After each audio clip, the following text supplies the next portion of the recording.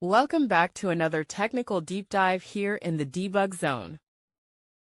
Today we're tackling a big question and breaking it down with insights from other users. Hopefully this clears up some misconceptions and helps you get the answer you need.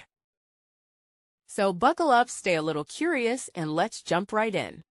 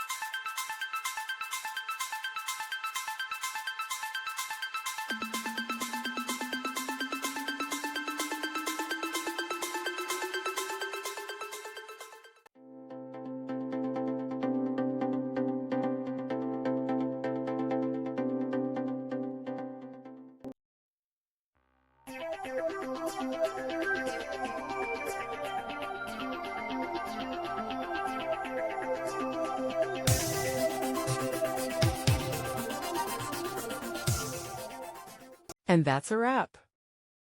I hope you found the answer you were looking for. If you did, take a second to hit that subscribe button. It really helps out. And let me know in the comments which solution worked best for you. See you next time in the debug zone.